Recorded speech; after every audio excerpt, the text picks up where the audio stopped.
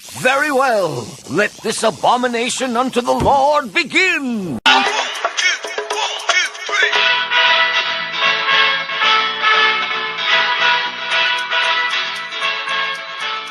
All right, so welcome to the PlanEx Delivery Podcast. This is David. Hi, this is James. Hi, this is Suds.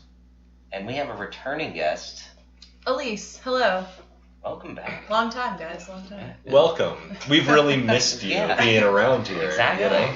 I feel like it's been a while. It's been a long time, yeah. Never here, you know? I'm never here. Well, let's get this out of the way. Yeah, I think we should we should address the elephant in the room. The situation. Yeah. So we recorded this episode already. We're redoing it. We're very ashamed of ourselves. If that's what you want to say, I'm not ashamed necessarily. You should be. A little bit, yeah. Yeah. Okay. All right. You might be right. I personally feel as though I can't be ashamed of something that I found to be so incredibly fun to be a part of. I don't remember enough of it to say that that's true or not. Yeah, I remember a lot of it, and okay, we were all laughing way too hard at our dumb jokes that we were making, and that's probably true. Yeah. Well, so basically, I feel like we should just say what happened. We recorded this last week with a guest. Yes, we did. And we were fucking wasted. We got lit. We didn't talk about the episode. No, at all. I don't think. We tried to. Give us a little credit. We tried, but we just could not stay on top of it at all. I was looking over my notes from our last episode, Fuck Up, and we talked about maybe 30% of the episode. Of course. So, Alyse, you were actually here. You witnessed this debacle. Yeah. Well, I mean, we have two witnesses, actually. True. Yeah, Lauren is in the peanut gallery. She was here last week as well. I mean, I don't know, one quick brief synopsis. How would you describe it as just having witnessed the goings on? I think it immediately got derailed. You guys actually brought up part of the episode with the circus, which turned into Dave talking about tripping on cough syrup and touching children at a carnival for an hour. That is terrible. And then it never came back around at any point. I mean, I don't think we need further explanation about that. That's pretty much it. That's not the story. I'm not telling the story. No, Dave I was giving a synopsis. Okay. I was asked. Quick. That's basically the gist of it. See, Okay. from my very limited memory, I think that's pretty accurate.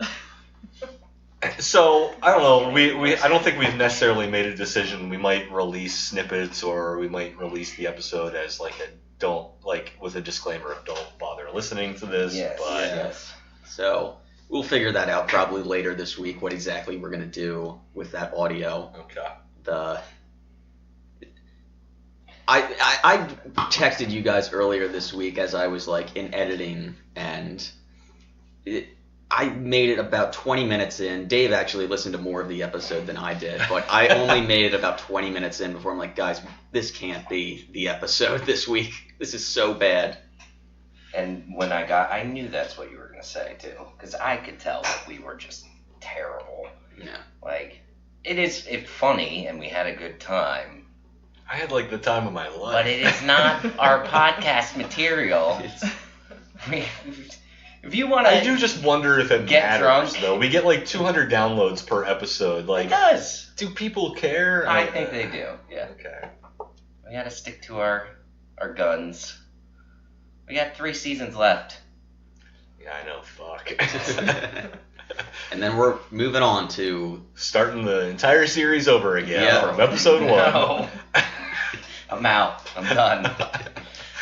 Yeah. I'll just be a supervisory at that point. This becomes a Big Bang Theory podcast when we finish Futurama. Favorite show. Great. So now that we have effectively chastised ourselves for our performance last week, how should we start off this episode? Well, Prisoner of Benda. Yes. Well, do you want to do your synopsis? Sure. This episode, as Mike said, is Prisoner of Benda, written by Ken Keeler, also the author of the Futurama Theorem, which we will get into later. Mm-hmm. And I already did a synopsis for this last week. I'm sure it was terrible, but I will just say that this is the episode that apparently gets us the drunkest that we've ever been for a podcast, and also the one with the mind switcher and heaps of dead monkeys. Oh, yep. You gotta have heaps. Science can't move forward without heaps. Yes. Yeah. I like that. Immediately. Well, Amy is apparently in charge. She is the professor's student. I believe she graduated at this point. Wasn't there an episode where that happened? But now she's just mad because she's apparently the one in charge of cleaning up the heaps of dead monkeys. Yeah. Which keeps coming back throughout that first part. Yeah. Well, yeah. The running joke. You gotta have heaps. Exactly. Yeah. All the heaps of dead jokes. What is going on with Amy's deal? Because going by... Well, I thought she graduated a couple episodes ago. Yeah, she has her doctorate now. Yeah. But is still working for the professor, and apparently has been working for him since at least, was it 2997, going by the Employee of the Year placard? Yeah. Well, she was Employee of the Month at least twice that we saw on the plaques. It was... One did say 2997, yeah. It was all her and Hermes and one of Scruffy. Oh, okay, yeah.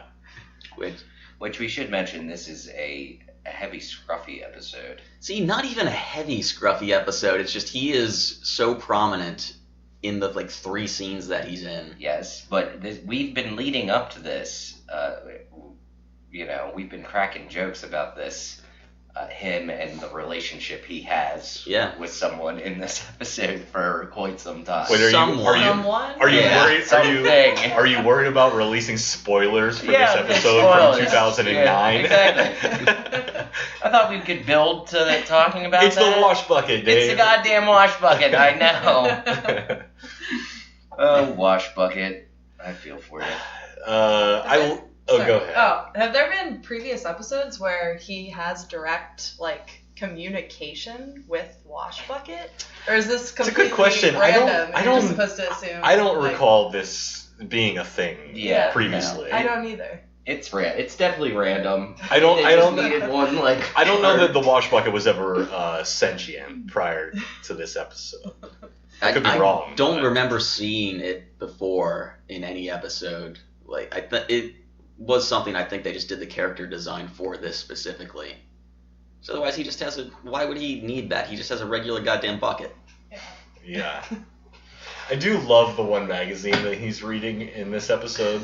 When he initially he's done my cleaning work up. is done. Yeah, he lays down on the couch and normally it's 0G jugs or whatever, but this time it was extra long knockers. Yeah. Extra long honkers. Oh, honkers! Yes. Oh, fuck, now I'm gonna kill myself. Oh no, that's not the only one he has. He has another magazine that says JQ or something. Yeah. Oh yeah, Janitor Quarterly. Is that what that is? Yeah. Okay. Yeah. Keeping up to date on all the latest wash buckets. But it's also a woman sexily taking off a rubber glove on the cover. So is that supposed to be a classier version of extra long honkers? Well, maybe she's trying to mix it up a little bit. Well, it's the upscale honker magazine. I don't recall seeing what the captions or the headlines were on the magazine, but maybe she's sexiest janitor of the year or something, Is that it's the Playboy equivalent where it's just there's tons of boobs, there's tons of honkers, but then also there's an interview with Lorne Michaels for some reason. Yeah, probably. Just next to Bush. Yeah. No. You look so upset right now. I'm just disappointed in general. You know what? We're not that drunk for this episode. Yeah, I know right? we're not. We're not drunk at all, but we're all over the place. Trying to get there. I know. I see that. How much of that boxed wine have you gone through? I don't know. Well, last night about 3/4 of it in one night. Jeez. It's not that bad. Nah, it's alright. So Wait, let's start the episode. Let's start the actual... Oh, let's do what we didn't do last week. Yeah. Ever. Actually talk about Futurama? Yeah, exactly. I don't see why we would. Well, it starts off with, Morbo and Kelly and... I keep thinking Kelly. What's the hell? Linda. Deborah? Linda. Oh, Linda, yeah. that's it. The show actually opens with one of my favorite lines from Morbo. Oh, can we get an impression? Doom! Oh, it's not picking up. You're going to have to do it again. No, please. Please, no. I don't think I can. I think I'm losing my voice. But yeah, it starts with that, and that's the open, and then we come to, I forget what the first part is. All I remember is that we get to the mind switcher real quick. Well, it's the reason they have Morbo and Linda is because they're doing the whole expose on Robo Hungary's Archduke or whatever the fuck he is. Tyrannical Empire. Yeah. Or Emperor. Tyrannical? Is that established? He does mention something to that. Or no, at the end when they're at the UN. Nixon. I think Dave is projecting a little bit. Am I? Yeah. I mean, he is a monarch, so it's It probably says not. insane dictator Oh, okay. and one hell of a bowler. But an insane dictator nonetheless. Well, that's how Nixon introduces. Right. Yeah. Well, Nixon would probably know. That's true. Yeah. That's so fun. That line is hilarious. I love that line. Yeah, like Nixon, like he knows that this is an insane person, but he's a good bowler. Yeah. Like they're just buddies. It would be like if, Are we going there already? it would be like if our very president of Yep. today Here we are. went to meet with Kim Jong-un himself, Ladies and gentlemen, we have arrived. which is happening. The orange buffoon. We cannot avoid an episode without... We didn't talk about him last time. No? We were too drunk. Oh, okay. I think we were so drunk last week that we just, we were so happy that we forgot We did. Yeah. what the world that we live in is actually like. If we Oh, drink God. enough, we become apolitical. Like, Yeah. But yeah, well, so I think that it sort of segues into they're talking about the Emperor, and then it just cuts to Bender turns the TV off and hands the remote to Leela, and he's like, what does he say? He's like, what? I'm not planning on stealing the crown jewels. It's just out of nowhere. Yeah, Yeah. And then he sort of just goes around the room, describing if he were to steal the jewels, what type of a team he would want, describing each member, and it just so happens that he's describing each member of the Planet Express crew. I think the first one that he mentions is like a sexy, seductress. Yeah. And what does Amy say? Just like, oh, I'm busy. Or She goes, no. She flips her hair and walks out. It's very, I don't know, like a neo-noir sort of femme fatale, just like, I would never, and then just absconds. Like, it has that energy to it. I like that word, and then he says he needs some sort of fishman claws. A clawman, yeah. Clawman, yeah. But Zoidberg apparently is set for life after the last job. Now he's got Aquarian garbage, and he just puts an electric eel around his neck like a fucking tie. They could have, if they planned this out more, pull that out of wash bucket. Oh, yeah. Oh, yeah, that's a good point. Yeah, missed opportunity. Ah. Hey, Ken Keeler, guess what? We got some pointers for you, bro.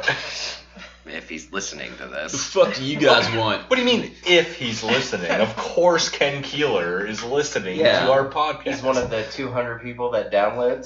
Yeah. Uh-huh. Taking furious notes, just like, that's what I could have done better. These guys know. Yeah. We are the Futurama experts. These alcoholics from Harrisburg, Pennsylvania, they really know. Clearly. That we can't remember that Amy graduated 2 episodes ago. We're experts, you guys. We are. Just go with it. Does anybody else know or remember any other funny things with Bender recruiting the team? Well, he doesn't mention Leela. I just remember Amy I know that. and Zoidberg. Well, I need no, there was one about Fry, too. Yeah, the chump. Yeah, the chump. Oh, yeah. Oh, and Fry's response was hilarious. Hey, I learned my lesson on Sucker Punch Day. Yeah. I'll never be a chump again. this is a little bit later after they've done like the mind switching, but Bender's plan is fucking terrible. His first move is to swap minds with Amy to try to use a human body to seduce a robot. So yes, we're getting into some robosexual gray area there. He's also like oddly reliant on having a pocket watch to like Yeah. make sure all of this goes down, and I'm not sure. I think that was sort of the joke, because he describes, after he goes through everybody in the room, he's like, oh, and also we need the robotic timing of a robot, which I can fulfill or whatever. So you think that he's saying that just because obviously he's a robot, but then he's like, because of my trusty pocket watch. That he never pays attention to, and the timeline's like It's not fucked even up digital. the entire yeah. Yeah. Okay, I feel like before we get into Bender using the mind switch machine, there's a scene with the professor and Amy. Well, yeah, that's where it begins. That's where it's introduced. Yeah. The machine. I don't know why did they even initiate? Oh, because, well, the professor wants to Be young again. Yeah, and Amy wants to be able to just eat. Feed her demonic food lust. Yes. Is that, you have that written? Yes. Okay, all right. Well, they do show the placard. She's a big fat kid. Yeah. Our response to that too. You take that down. It's making me hungry. But it doesn't work out, because as the professor says, he doesn't care for these boobs flapping every which way. Yes.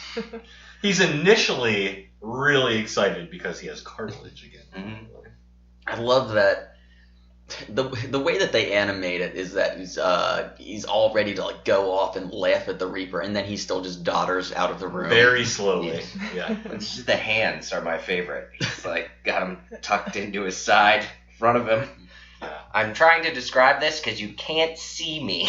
Well, we'll just say I have to credit the animators for this episode, because the way that it's been done so far, every character has a specific style and aphorisms or affectations that go into their character, and then the way that they animate it, those have to transfer over into a completely different character type, and they still make it work. Like you can see. They when because Leela's in the professor's body, it's still it resembles Leela. Like, Which in a way it was sort of like jarring that you're hearing these classic characters come out of different bodies, but you're right, they did make it. Well, when Amy is in the professor's body, she does a professor type mannerism. When Leela asks her, like, "Oh, will we be able to switch back?" She goes, "Eee." Which is like straight up professor. Yeah, you're right. Like, yeah.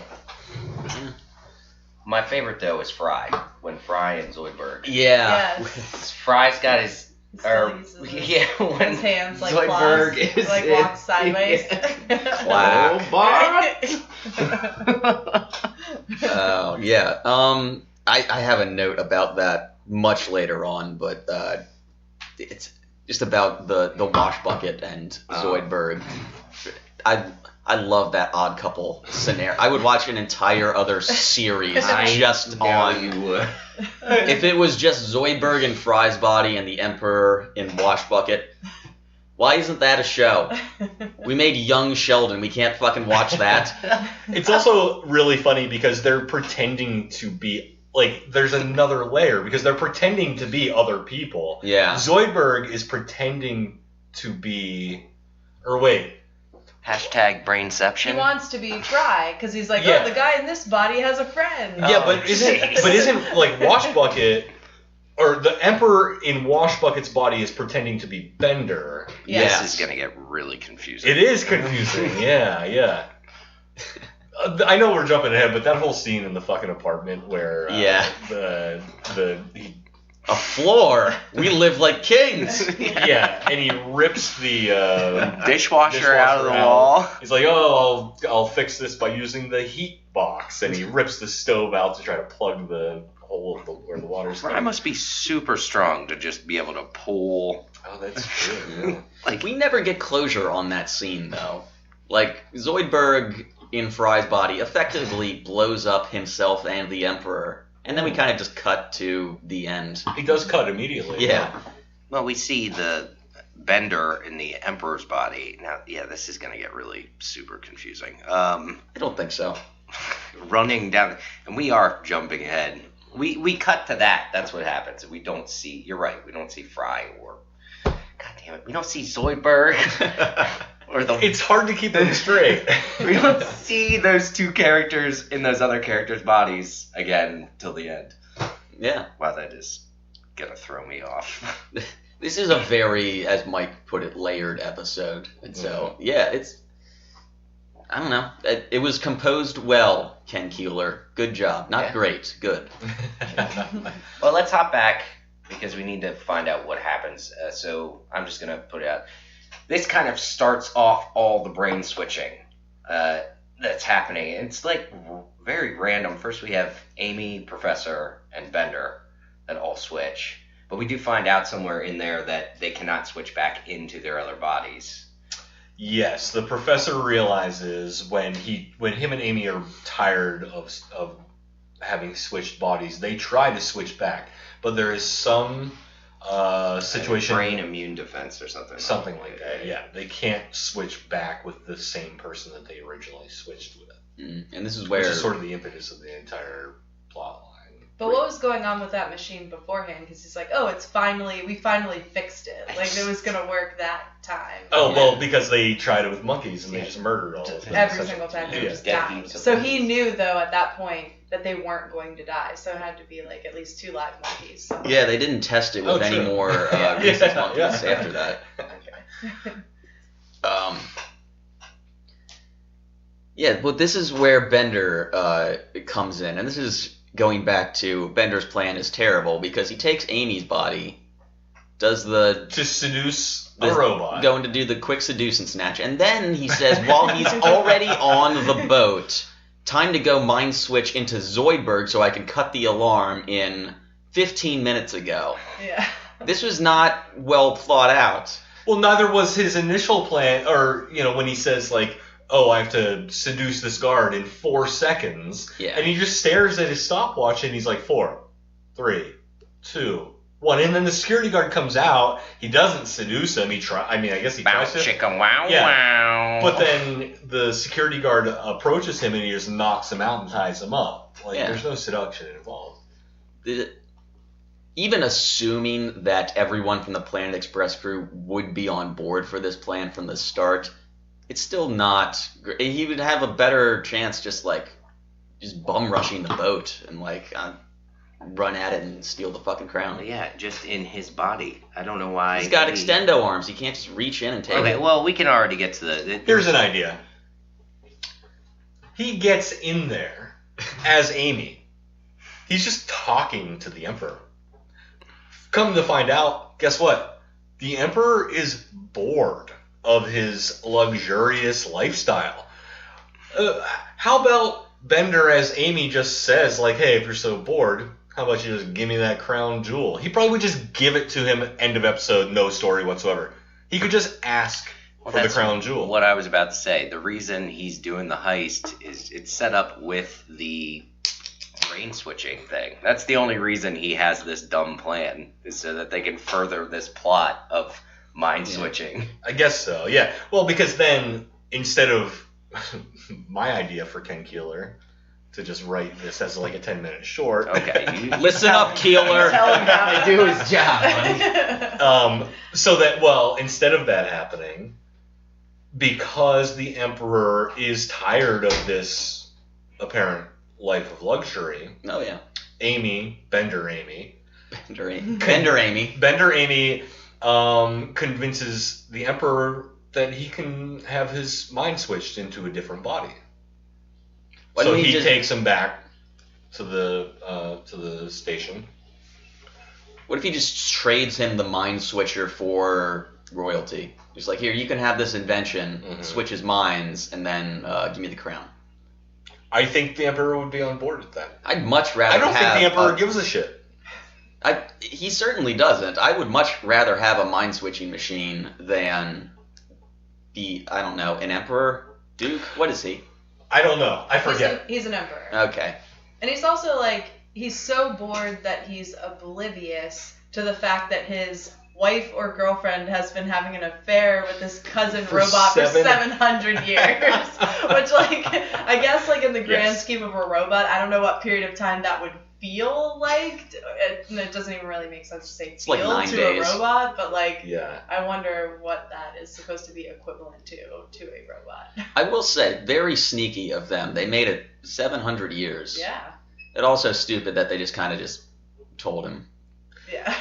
Yeah, they were successful. What were they thinking? Yeah. You made it 7. Why fuck that up? Yeah.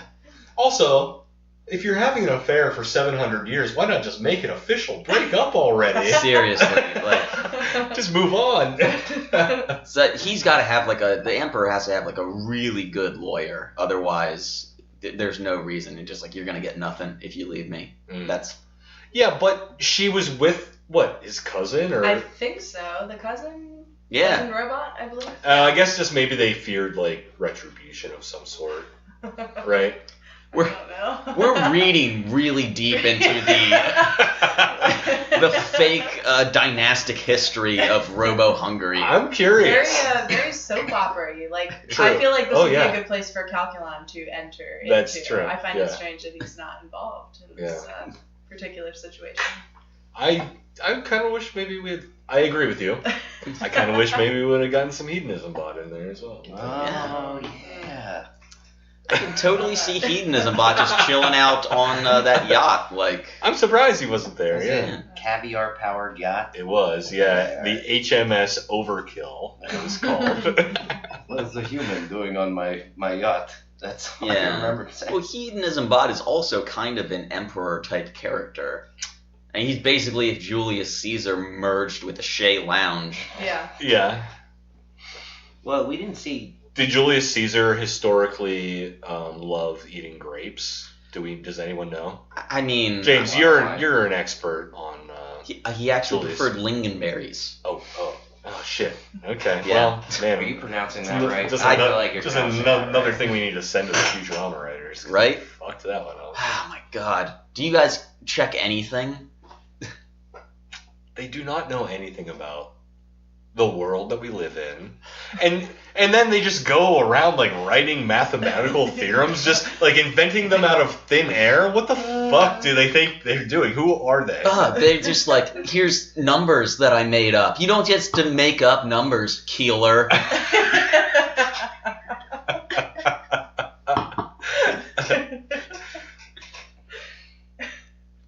Oh my god, where the fuck even were we? I don't even know. Made up numbers. Dave, Made up numbers, great. Dave, tell us one carny. Oh no, wait. Let's get to the carnies first. I guess. Okay. I'm just still steamrolling from the last recording, but Dave is a circus person. No, Yes. we'll get to that in the fucking. I do think you should tell us one. Okay, you want me to tell the story Again. I will tell the The story. old Robo Trip and Carney. The old Robo Trip and Carney story. It makes sense. It follows because we got the Robo Hungarians and the Okay, Robo alright, Trippin'. alright. Maybe it's a little redundant to say Robo Trippin' and then Carney. Yeah. It's just Carney. Robo Trip and Carney. Great name for a band. Robo Trip and Carney. Yeah. Seems like the perfect show for CISO. Rest in peace. Oh yeah. Okay. Not gonna miss that $4 a month. Before we get to the story, which I'm going to have to retell, and then you're going to post it anyways. They're going to hear two very differing versions. At least we won't be cry laughing for an hour leading into it. Yeah. Hey, all right. This time it'll be semi-cogent. Yes. All right. I hear you. So the professor is in. By the way, we've talked about the Futurama episode right now way easily more than we did last week throughout the entire episode. We actually talked about it this time. That's the main thing. Okay. Yeah. James, what are we at? What time wise? We're about a half hour in. Okay. All right. So the professor is in Bender's body trying to figure out a mathematical equation as to get everybody back in their own bodies. But he just kind of gives up on it. Yeah, and at this point he's like, I don't even want my body back. I'm going to run away to something. Oh, yes. Which is kind of a segue because, you know, when you're a kid, well, I don't know about you guys, but you want to run away and join the circus.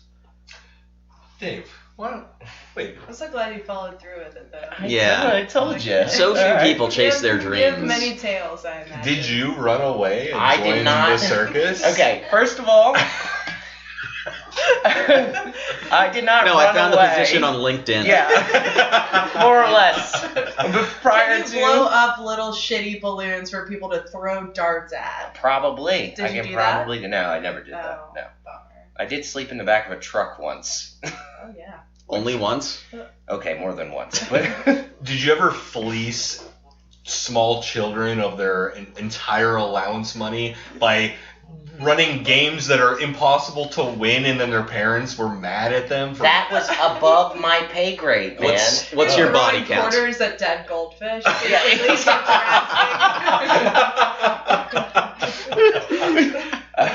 Alright, so when I was a teenager, and I feel bad telling this story again, okay, but I'm going to do it. When I was a teenager, I worked for a carnival of sorts. What do you mean a carnival of souls? Yes. Ah. No, I didn't mean that. I said carnival of sorts. It was a carnival or it wasn't? It was a carnival, but we were like higher out carnival, so people would like. Independent contractor carnival. Yeah, so like they would hire Labor us. union. Yeah. Yeah, exactly. Yeah, you know. Did you file a 1099? Fuck no, I was too young. Oh, okay. This is a real ritzy circus, you guys. It was very ritzy. We did good things for small children. They still had the goldfish game, but it was like with koi. When Dave says that they did good things for children, I don't think that's what we all think of when you're talking about just robo-tripping and touching children. Okay, You do now things to children. No one has said Yes. I do good things for children without an inappropriate erection. Yes. you're never gonna let me get to this story, are you? Go ahead. Okay, all right. Please. So I found this job through a friend. LinkedIn, Doc. Oh, wait, you're friends with Fred LinkedIn? No, you goofy son of a bitch. You know Fred LinkedIn? LinkedIn wasn't even a thing when we were teenage. You're the same age as me. I'm actually... A year older. I'm older and much more mature than No, you're not. Don't fucking Well, you lie. don't know Fred The LinkedIn. peanut gallery How old are is you? fucking laughing at that. I don't know. He is drinking wine as opposed to Miller High Life, so I'm giving the surety Okay, to well- Suds Thank right you, now. James. Thank you. And, you know, whatever, last week they were drinking straight liquor, We all were. We were drinking Colombian rum. which I appreciated. Thank you very much. It was really good. We got so I lost drunk. I lost my train of thought. I'm not telling the story. It's alright. You have to now. It's been built up way too much. Okay, alright. You got a job off LinkedIn. Yes, I got a job off LinkedIn. What was his name again? Fred. Fred. Fred and I were good buddies. Okay. Alright, so Fred and I, well, he wasn't, but I was a carny, at least for a year.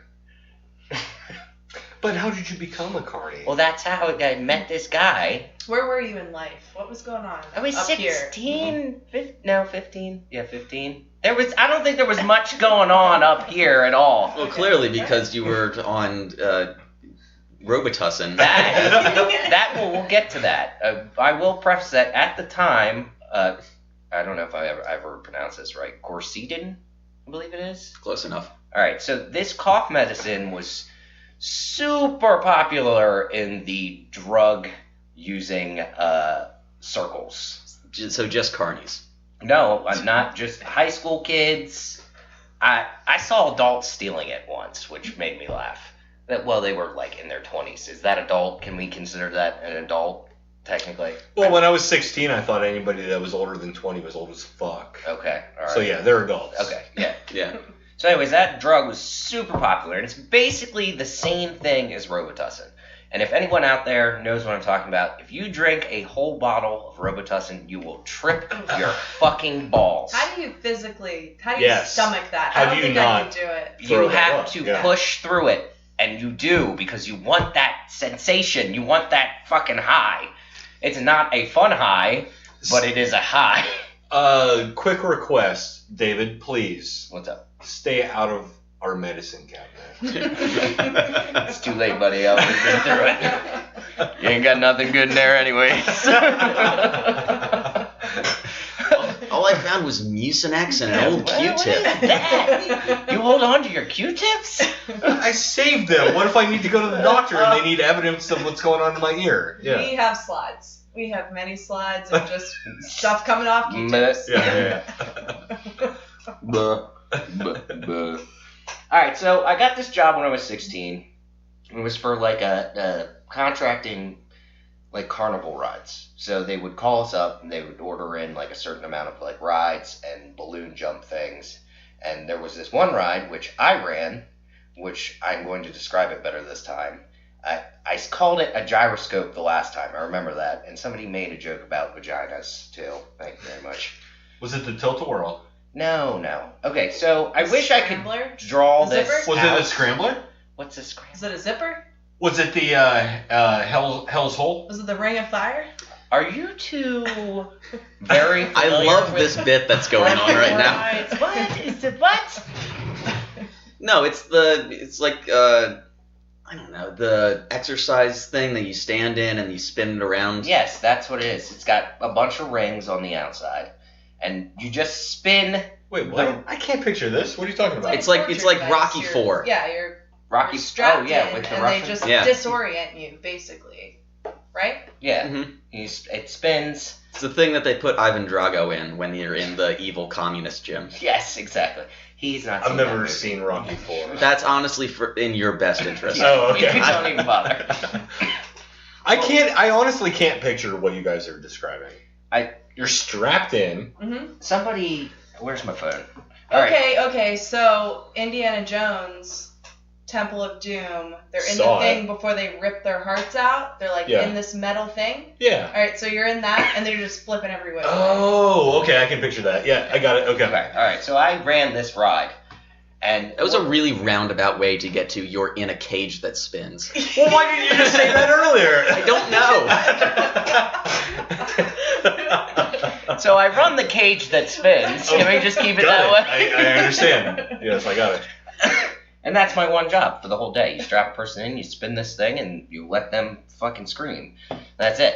But Why were you touching all the children then? I was not the one doing anything with children. This is where you guys are getting confused. My buddy Kyle worked with me at the same time, and he worked on the bounce slide, which is one of those big things that you blow up. Well, we're 16. We already... Like a balloon, like a big balloon. Yeah, that you jump on. I can't picture this. What are you guys talking about? Somebody want to explain this to him? We're just We're gonna have to take him to a carnival sometime. Sorry. It's like an air mattress. Yes, I know. Okay, sorry. This Dave story can get us in. He has connections. I do have connections. Oh, once you're a carny, always a carny? Oh, yeah. Except for not small hands. Circus people. Yes. Small hands. Smell like cabbage. I don't know what that's from. What are you guys referencing? That's Austin Powers, man. Oh, I don't. I mean, yeah, I saw that. Why am I even telling this story?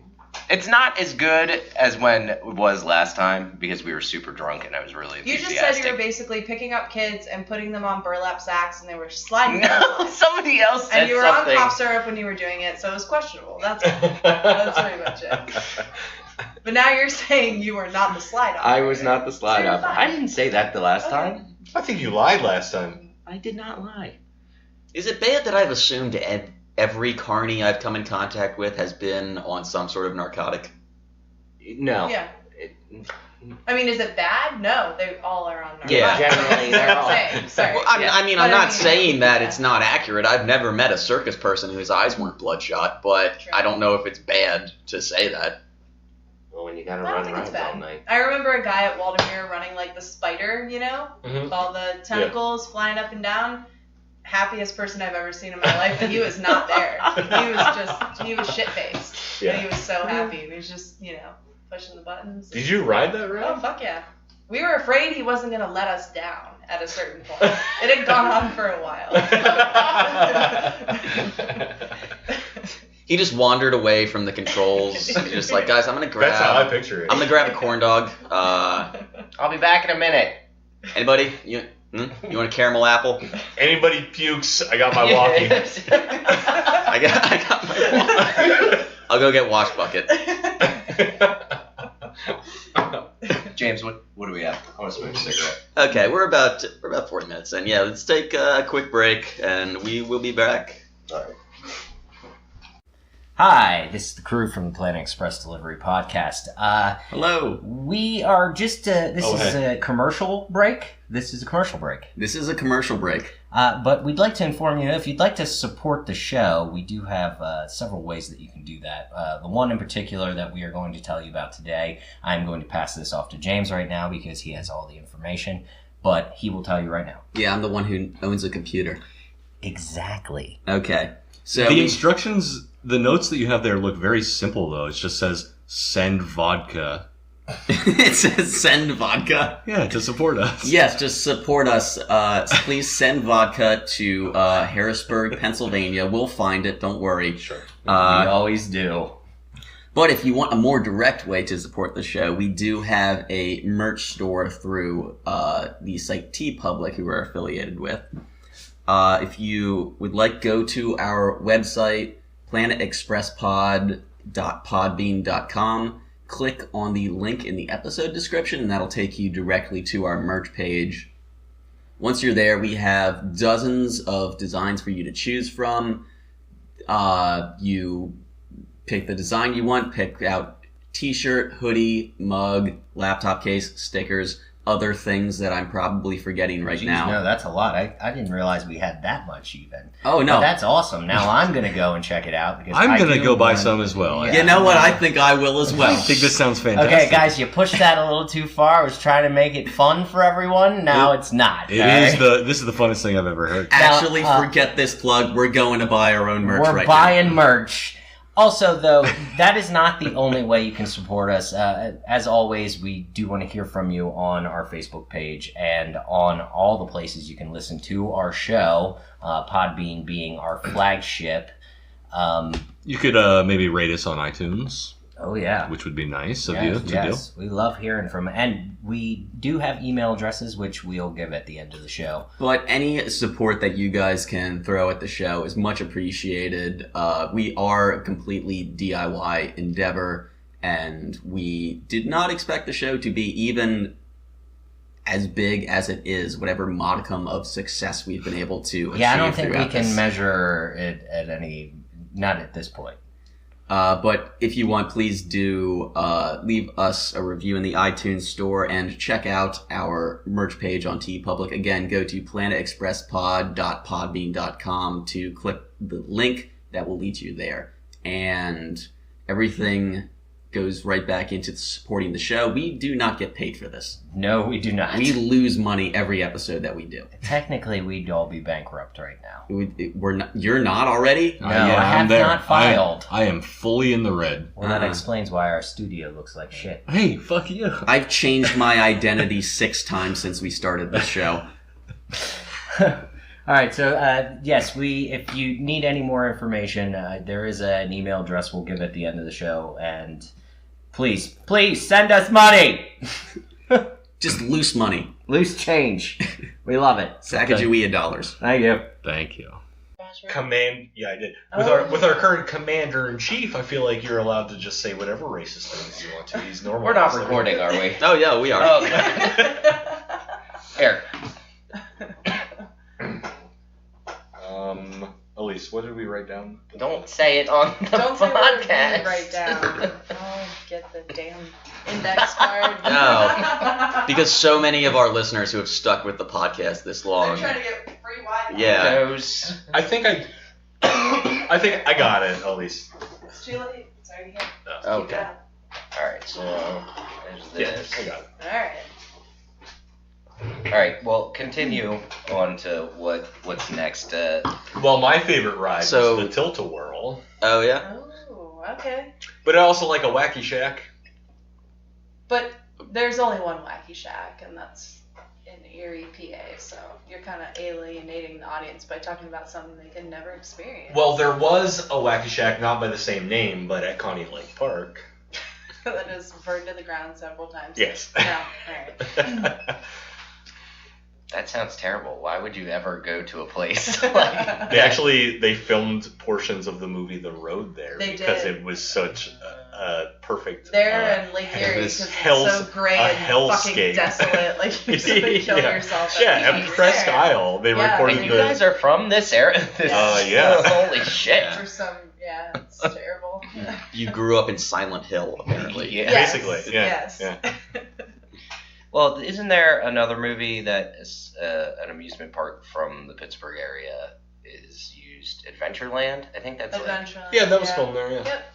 Kennywood. Well, Kennywood. But also, I feel like we would be remiss to mention that George Romero filmed all of the Yes, he did. He was a big fan of the Pennsylvania area. And I mean, I don't know if he was a fan. I think it was just affordable. Yeah. Actually, you're probably right. Yeah. Alyse once met in a Home Depot the mastermind behind all of the visual effects. Sex Machine. Forget his real name. Tom Savini. That's right. Yeah. Very cool guy. And what was he buying at Home Depot? A doorknob. I'll never forget. He was buying a straight up doorknob. Was it like a skull or like dripping blood off of it? You would think, but I'll be honest, that's like kind of depressing. Yeah. Just have like a cart full of just like tubing and various goos. Maybe the doorknob was for his room of tubing and various goos. That's It's to his tubing goo room. Yes. Storage. Yeah. Tubing goo room. That sounds racist. Your mind is the one that went there.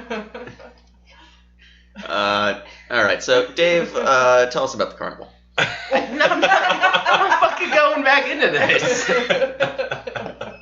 I'm waiting for the other episode to load so that I can. Yeah. So the canon, aka Big Bertha, also the voice of Mom. Is that correct?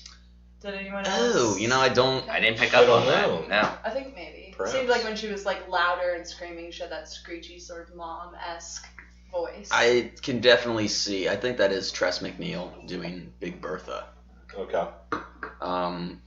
Are you just saying that because that's the only female person you know on Futurama because you're a misogynist? I mean, that's the only female person I've ever met. What is your deal today, man?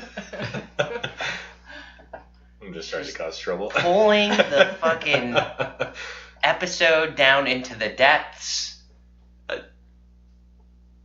I mean, I guess we got to come back from we fucked up so badly last time. I guess it's time to get introspective. My feet are cold. I have to find my slippers. And on that note, so the professor in Bender's body runs away to join the circus as Nonchalanto. Yeah, no, I love the name. And this was something that I didn't catch the last time we did this, so we shouldn't be retreading anything, but the tightrope walking robot that they have in the background. Yes. It's like on a unicycle, right? And I remembered, because I didn't remember the bit, but I noticed it on the tightrope in the background as the professor is doing his whole introduction, and thinking like it's kind of an odd animation choice. Why would they include that? And then cut to after he's done his stunt, just a dead tightrope robot falls from the sky. I remember that from and here's the other thing with this. When we watched this initially, and we're gonna keep going back to our last episode, we were laughing pretty hard at everything. This episode, we laughed, but I don't think we were losing our shit quite as I actually had that same thought while we were watching it.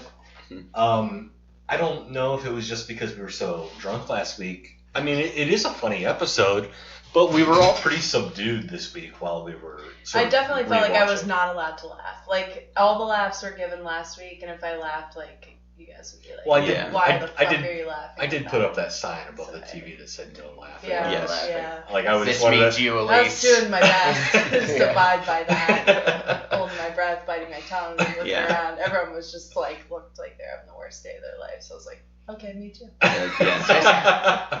Suds has effectively turned his apartment into the town from Footloose. No fun.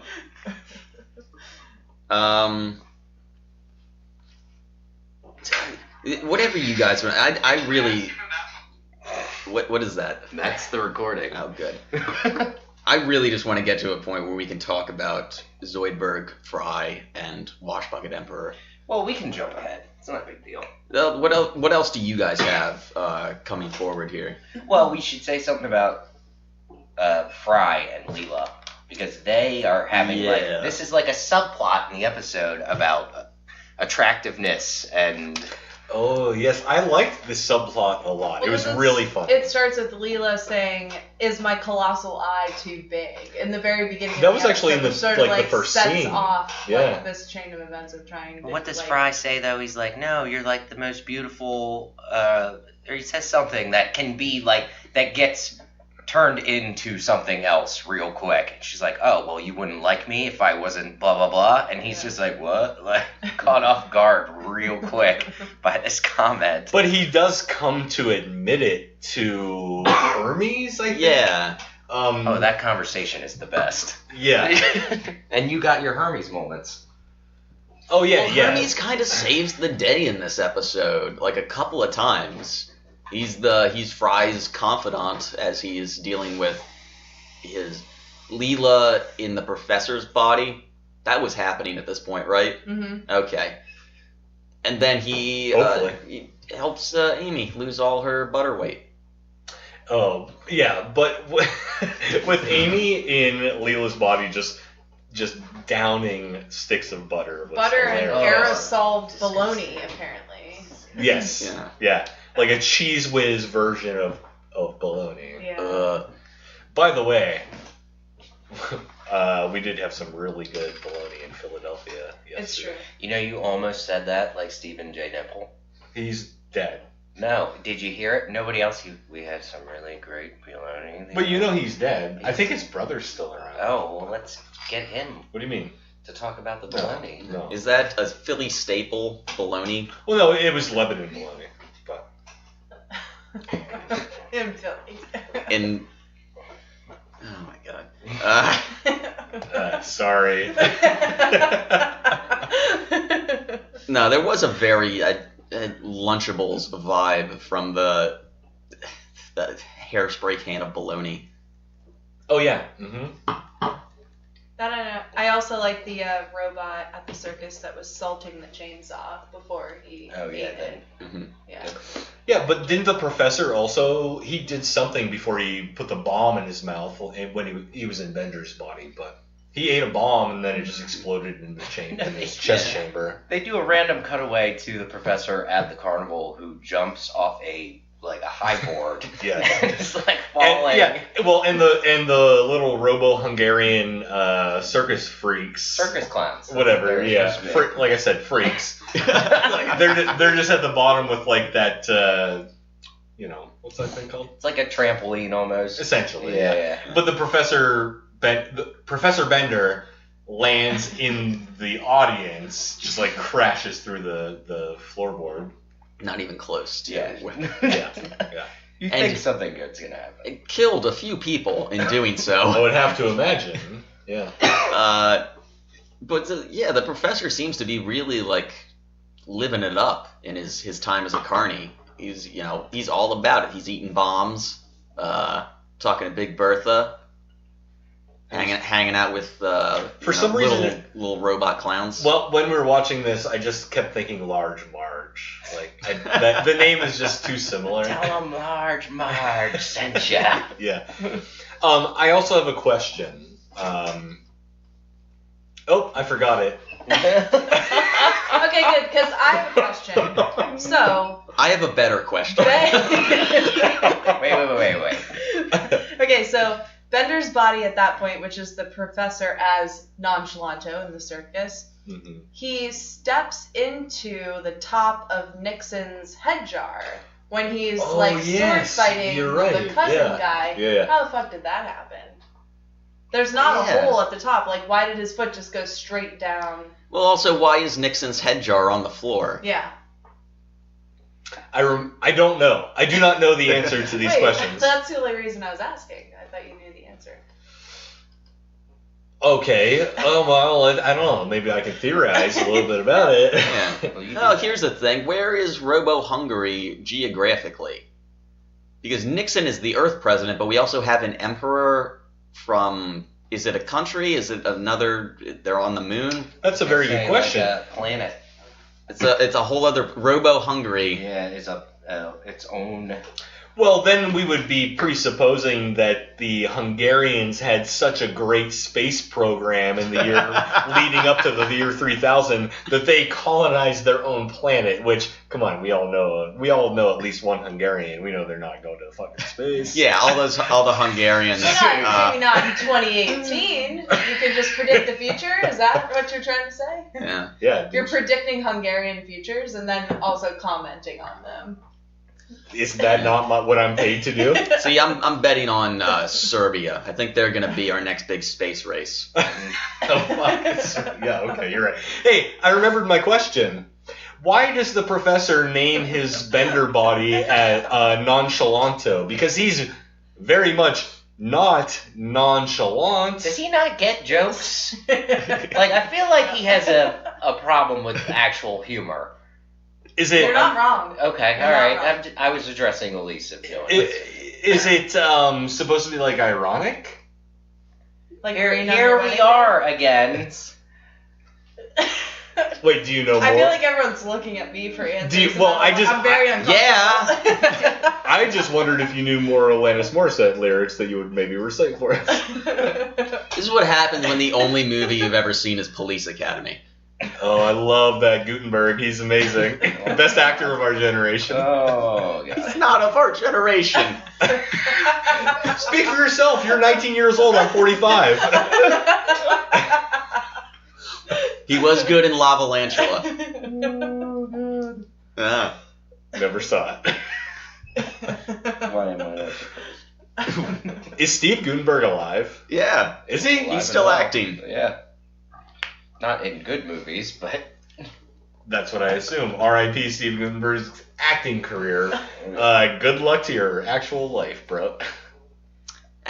Career is a strong word. It was like a side hustle. Oh. Yeah. Well, what's your favorite Steve Gutenberg movie? Oh, Boys from Brazil. How do you know so many of his movies? I was just gonna say Police Academy 9. No, that's legit. Steve Gutenberg was in acclaimed Nazi thriller Boys from Brazil. Was he? Yes. Oh, God. I was going to say 3 Minute Baby. Jesus. I thought that was Ted Danson. No, Gutenberg was in that too. Yeah. It was Ted Danson, Gutenberg, and Magnum P.I. Tom Selleck? Yeah. I think it was Tom Selleck. How do we go to Magnum P.I. before... I just don't know his name. I don't care either.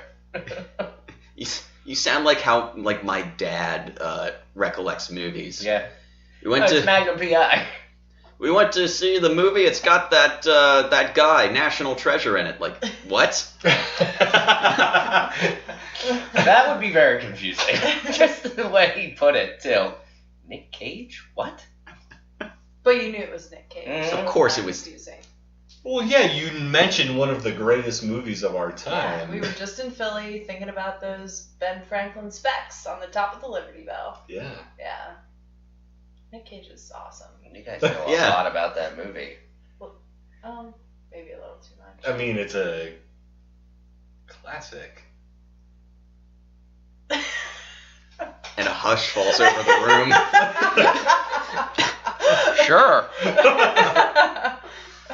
When we were driving into Philly, Alyse just sees that massive Ben Franklin sculpture, just on the city skyline. She's like, "Wait, what did you say?" You were like, I was just really ready for Nick Cage to be grappling down the Ben. I think she said she was like, sculpture. "Is that Nick Cage or Ben Franklin?" It should be Nick Cage. It should. There should be a really movie should. Yeah. Nick Cage as Benjamin Franklin. Yes. Can I just cut in here real quick? No. We were no, I said no. I said about... I said no. I don't listen to you. I said no. It's okay. It's all right. You can be quiet now, buddy. It's fine. Go into standby mode. Get some more wine. All right. Yeah. Get some more. We've not talked about the episode for about 10 minutes now. Oh, it's been longer than that. Okay. I have a good question. Okay. Why the Harlem Globetrotters? Oh, well, because they've been in previous episodes. Yeah, I'm aware, but why are they like the solution in this case? Well, I think it's because, like you said, they have been in previous episodes, and in prior episodes, they've been portrayed as, at least in the year 3000, they are math, savants. Like they know everything about mathematical equations. They're the ones that they are the ones who always come up with essentially the solution to any mathematical problem. What was the episode where they land and they have the basketball game against each other? Yeah, and then so essentially the Harlem Globetrotters can solve a problem where time is skipping. They use math to figure that out. So they're doing what the professor should be doing. Yes, exactly. Since he says he doesn't want to have to use math. Yes. Okay. Exactly. Okay. Yeah, the Globetrotters are... well, since you brought that up, do we want to talk about the theorem? Well, I just want to say, in addition to beating the Washington Generals 99% of the time, the Harlem Globetrotters also are a couple of math heads. The Washington Globetrotters. Yeah. Since we're mind switching, we'll, Wait, what did you just say about the podcast? The theorem. Oh, the right. Theorem, Suds. You were really pumped about this. James, you've got. I think you've got a Wikipedia page printed out over there. Why don't you just go ahead and read from it? Okay. So this says. I was actually fuck hoping you didn't. Oh. And there we go. No, I'll pull up the Wikipedia page real quick. But I saw this in my notes. I did not realize that I had done this, but when Leela is on the phone with tech support, she actually brings up Nicolas Cage realizes the real treasure was his family. Yes. Yeah. Is that part of the plot line from National Treasure? His dad's that would involved. Be pretty funny. Okay. John Voight. Yes. The John Voight? The John Voight. Who's John Voight? Well, if you'll recall from Angelina Jolie's dad. National Treasure. His dad in National Treasure? You'll also recall that he owned a LeBaron that George Costanza purchased in Seinfeld. Yeah, only you would know that. Did you? John Voight's car, yeah. Yeah, of course. No, people who love comedy would know that, David. You don't like comedy. I thought we already established that somewhere about a year ago. Can I just go ahead and derail this a little bit further? Are you going to be, I don't know. Can I stop you? No. Okay. I don't know if everyone knows. I know that Alyse knows. Maybe you don't. Maybe you do. I hope you do.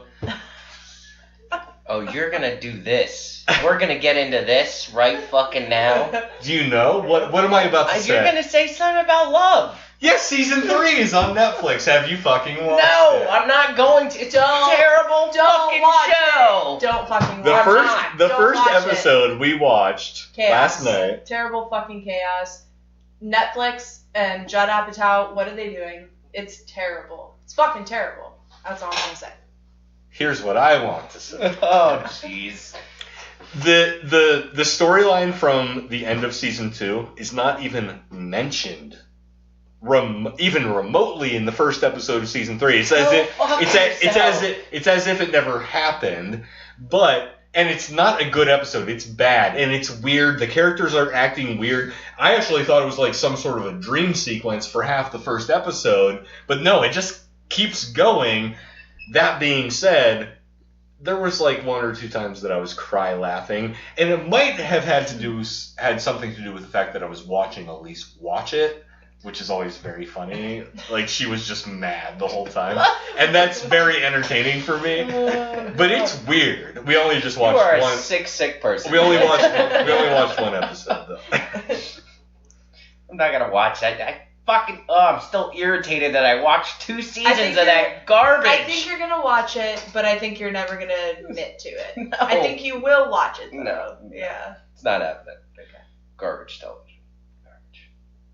Alyse has sworn off the 3rd season. I'm gonna watch it. Good for you, Alyse. Good for you. Thank you. You made the right choice. Yes, I think so too. Yeah. So. Okay, well, where were we?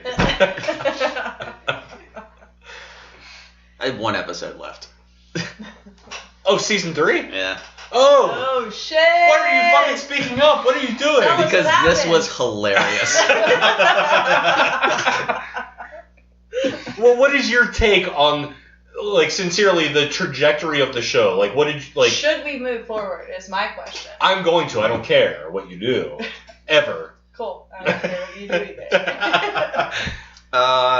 I'm on board with season 2 being a bit of a disappointment. Season 3, I enjoyed Okay. quite a bit. I still have the last episode to go, but I've liked it so far. Okay, but the first episode, when they go to Randy's, like, cousin's house or whatever, Roll my eyes. like, that was insane. They're, like, swimming in that garbage pool. And... The I thought comments it- are funnier than the episode. I actually thought it was To pretty try to funny. sum up the episode is funnier than actually. If they actually just had the script and it said garbage pool in Yeah. it, that would be Oh. perfect. Yes. Yeah. No comment. Let's move on. Come on. You're gonna watch it. I'm not. Yeah, you are. You're I'm going. not. Are we at Wash Bucket yet? We can be. Yeah. I mean, we can actually do. We have free will, James. There's no God. Why do you think he we can do whatever disses we the want. wash bucket in Amy's body? That seems insane to me. Why didn't he get into Wash Bucket in the first place? Yeah. That seems pretty seductive. Like, what is his morality? Why does he suddenly think that's not okay? Like, they had these feelings, he's, like, very excited about it, and then all of a sudden he's like, oh, no, I can't do that. He's a fucking janitor. Like, By the way, Wash Bucket. Scruffy is a good man with a heart of gold. Wash Drinking Bucket. 0G jugs and not fucking the wash bucket in human form. It doesn't make any sense. That should go together perfectly. Wash Bucket Amy also gets, like, she gets the cue of, like, walk away before I ask you to stay. I get that she's essentially a robot without feelings, but she does feel for Scruffy. Why didn't she just stay there for, like, 5 more seconds? Because then they would have, like, consummated their relationship. Bow, chicka, And it would have been, wow. and it could have been a beautiful moment. Oh my god. There are some ethical things wrong with that whole... That's a very that weird inception of sexual assault that is going on with You don't that. want to see Scruffy's cartoon dick in a bucket of soap water. I mean, I'm not saying I don't want to see that, but Wash Bucket in Amy with Scruffy in her. That's weird. Oh god. I actually think that it would be more a violation of... I mean, I guess Amy has given up her body, but I feel like it would be sort of a violation of her. Sort of. It definitely is. Okay. It's violating those cleaning supplies, that's for sure, and I'm not sure how I feel about Wait, that. you care more? Oh, you care more about the cleaning supplies feelings than you do Amy's? Well, the wash bucket seems to have quite a few feelings. How do we know the cleaning products don't? Look, Scruffy has They're a not job robotic. to do. They weren't created by mom. Oh, okay. Alright, yeah. Yeah. I'll take it back then. I mean, if he's bumping a bucket of fetid water, you gotta wonder how clean that building really is. Yeah. Oh, they're just like cleaning the Planet Express station with like dirty water. They're jism. Scruffies. Yeah. Yeah, because okay, he won't fuck Wash Bucket and Amy's body. Meanwhile, he's jerking off into the actual wash bucket every day after he gets done reading extra long honkers. He's just jerking it into that bucket. I just walked away. Getting himself into the mood. And you're talking about jerking into the wash bucket. You heard jerking it and came back. He beelined back. Yeah. Had to be part of this conversation. Yeah, I didn't see where this goes. Oh, jeez. No, so Scruffy is just jacking it into wash buckets. But he won't fuck Amy. No. I must say, Scruffy, very boundary respecting. I actually think he's probably just afraid of commitment. Like, he finally gets the opportunity. He's like, now sense. Back off a little bit. Is he sexually intimidated by Amy's body? Oh, good That question. has to be it. Yeah, that could be. That could be. Or, not intimidated, but he's actually just attracted to wash bucket. He wants to jerk it into a bucket before more an so. actual woman Yes. as said bucket. Yes. He's got some problems. So, well, he might have some robosexual tendencies. We don't, I mean, is there a robosexual magazine that we ever see him reading? I don't believe so. Well, we see him reading a lot of things. Yeah. Well, you don't know really what's inside Janitorial Quarterly. Oh, There's probably all kinds of apparatuses, mops, buckets. Oh, I'm just picturing him with like a fake cover, but in like it says Janitor Quarterly, but the inside is some other. It's the Unix guide. I like that. I like that. Yeah. We went really deep down this rabbit hole. Yes, we did. Oh yeah. Just like Scruffy did. Into the went wash down bucket. into the wash bucket's deep hole. You guys gotta work on this. We gotta work on this. We're going to hell.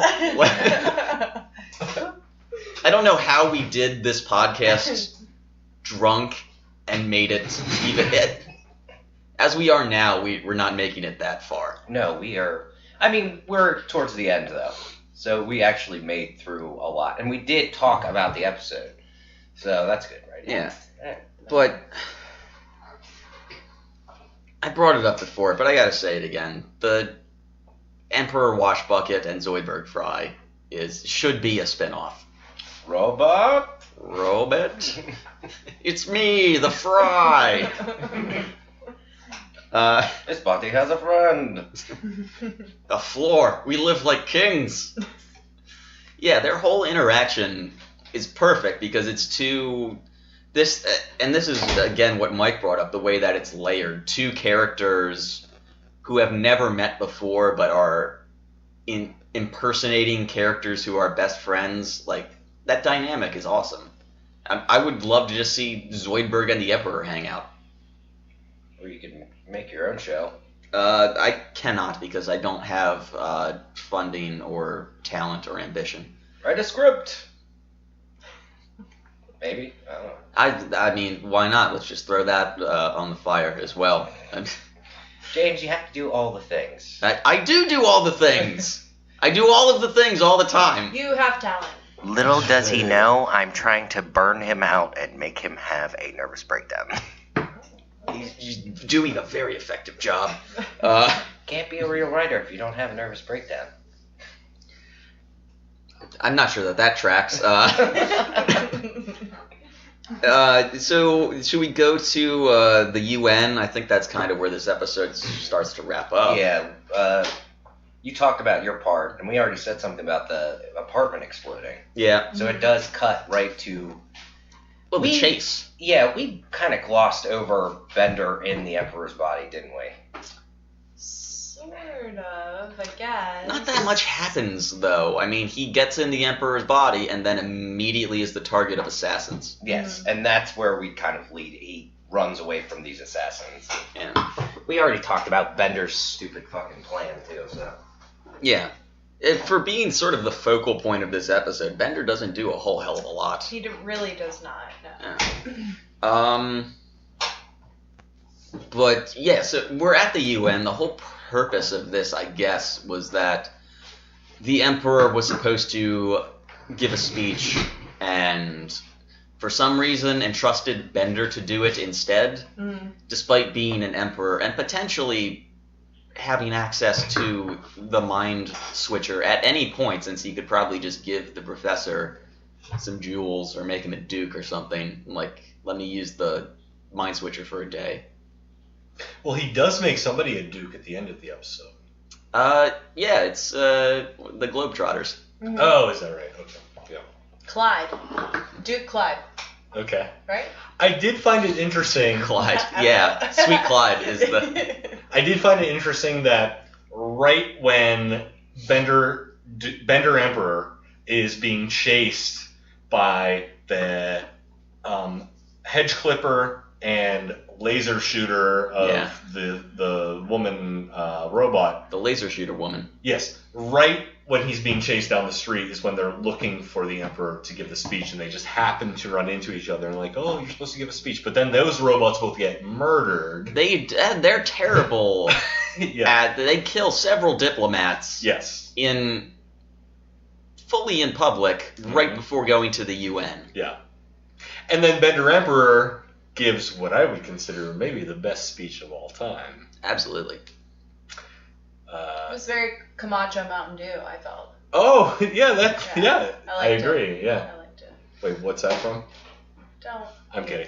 I'm not entertaining that. No, but what does Bender say? He's like, I'm going to divert from my written speech and just say, I'm done. Yeah. I mean, that's what I do whenever I have to do a thing. You know? Makes sense. Yeah. I don't want to talk to people. That explains the podcast then. Mm-hmm. By the way, I know you were referencing Idiocracy. Oh, okay. Just wanted to make that clear. Okay. I'm glad. Really great stuff, you guys. So, a lot of stuff goes down at the UN. I wanted to bring up, before we get into anything, the Japanese translator that they have. Oh, yeah. Yeah. And it was funny. Yeah, that is such a well-played bit for this episode, when his arm just gets sheared off and we have to wait for the translation. Yeah. Very good comedic timing, am I right? I would say it's quite humorous. Good work, Mr. Keeler. Thank you, Mr. Keeler. Yes. Appreciate it. Another just quick one-off line from that is the little kid who sees the robot sword saw fight and says, I want to be a diplomat. Yeah. I don't know. What else do you guys have for the tail end of this? Well, I mean, I think we should talk about, they do eventually, well, the Globetrotters figure out the equation, essentially, so they do eventually get back to their own bodies. We see like a montage of them all swapping. There's a sequence where they Globetrotter music in the background. Yeah. We never really rounded out the Fry and Leela B-plot. Oh, well, they have this whole situation where they both are grossed out by each other's assumed bodies. But then they wind up just making out on the table at Alzar's. Yeah, which causes Amy Hermes, to lose her appetite forever. Yeah. You see, but they do apparently have very fulfilling sex in Zoidberg and the Professor's I don't want to think about that is true. that at all. Oh, you don't like the idea of all the tentacles going every which way, or also the Professor's penis. Yeah, which she mentions. That doesn't bother me. It's Zoidberg's. What, his armpit tentacles? Yeah, the armpit tentacles. And his neck. Neck burp. Neck hole. Yeah. Whatever. Yeah. There's a whole lot going on there to like take in, and you have to be like, okay, I'm not okay with this. So you're not cool with the tongue worm, just to confirm. The tongue worm? Yeah. That was a parasite. Okay. There's no doubt about that. You're not cool with the tongue parasite. No. Okay. Okay, I'll leave. No, that's really... We haven't gotten to this episode yet, but we find out about the Professor and Zoidberg's history. I was going to say something about that. So that kind of makes things a little stranger. But then also, like... stripping away the Fry and Leela personalities, it's kind of just two war buddies making each other feel good.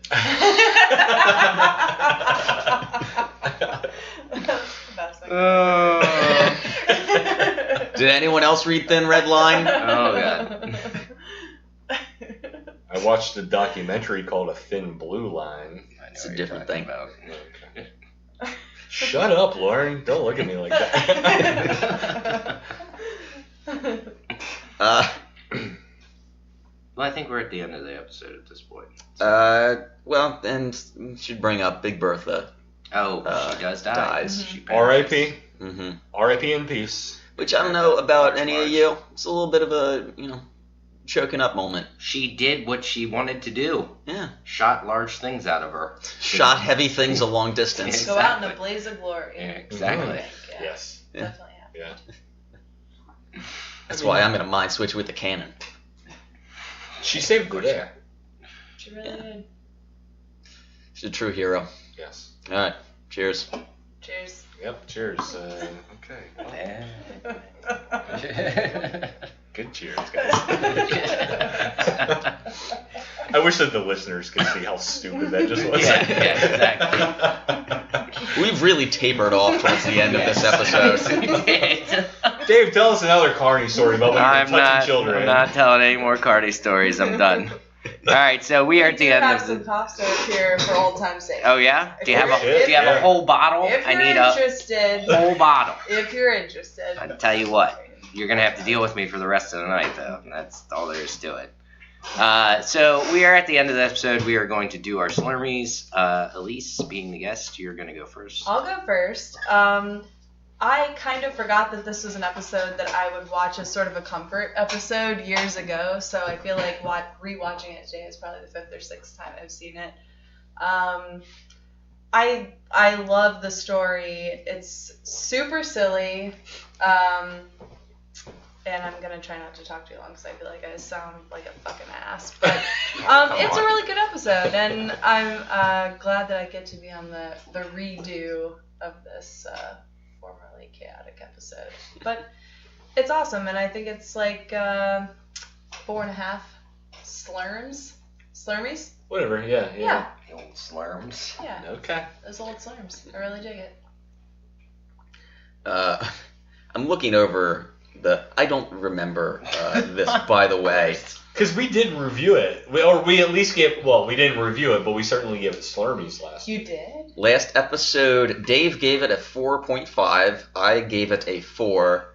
Mike gave it a 4.666. And Lucas, our guest last time, gave it a 5.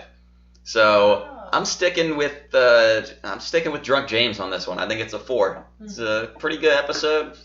Well written. Well done, Mr. Keeler. But yeah, I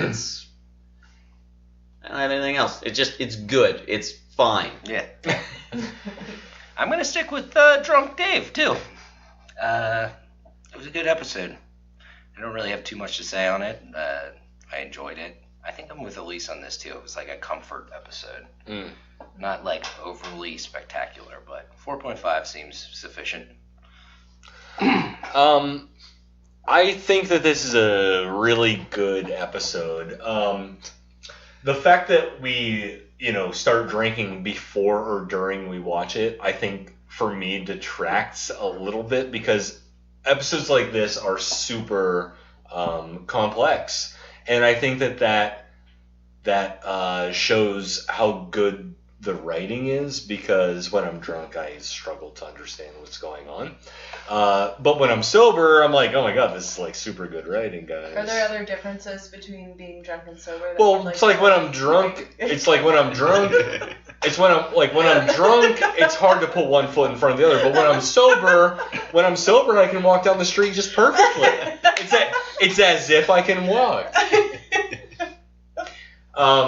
I do just want to reiterate that I think the animation was fantastic when we're talking about different minds in different bodies, because the characters at this point, we're in the 7th fucking season, they're so ingrained at this point, and especially to idiots like us who have watched every episode like 50 times. So it is a little jarring for me to see Amy's voice coming out of the professor, but somehow they do, they nail it. It's really good. I think that the Fry Leela sort of side plot is hilarious. The Emperor and Bender is great. I got to stick with Drunk Suds and give this a 4.666. I'm just writing that down. You guys can feel free to Okay. fill the air. All right. Well, we are at the end of the episode. I'm going to do my plug and move on from there. As always, you can follow me. Is it necessary to have a Where Was Scruffy? Oh, no, because we know where he was. What was Scruffy? He was reading? trying not to stick his dick in that fetid bucket of water. And we're back! He wanted to. Well, no, he was totally sticking his dick in the bucket. It's Do just we he all didn't wanna- agree that Scruffy has probably fucked that bucket at He some had to. Yeah. completely Yeah. fucks that Seventh bucket? season, he seems very emotionally invested. He had to have done it at some point. Okay. At least drunk. I think I agree. You Yeah. don't get to that level of attachment without putting your penis in a bucket. Yeah, is what that's I've learned. true. That's absolutely right. I mean, we've all been there. Oh, my God. We've all had too many beers and stuck our dick in a bucket. Last week, perfect example.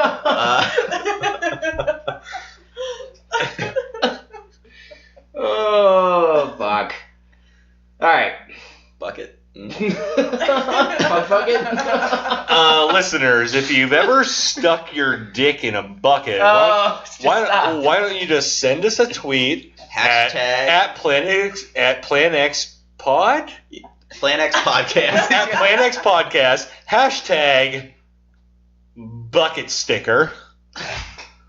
If you've never stuck your dick in a bucket, hashtag non-stick pan. What? Yeah, no.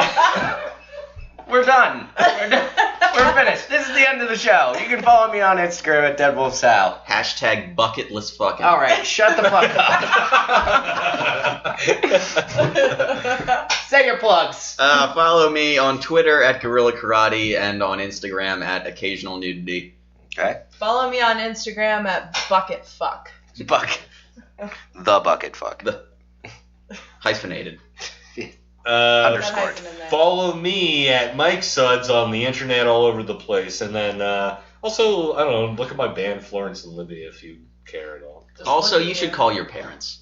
Yeah, call your parents. Yeah. Remember Well, we're just to- throwing things out there. Oh, my mom's Stop I think my fucking mom buckets. is actually. Just tell him you're still alive. Just shoot him the old alive text. Yeah. Alive.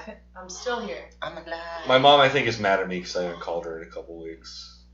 Well, she would be. Yeah, it sounds like something a parent would be mad about. Yeah. Is she going to be on the podcast now? I'm hoping. Yeah. Bring her on. Awesome. Bring her on. All right, thank you for listening. We will be back next week. Goodbye. Goodbye. Magustalations. Off you go, apparently.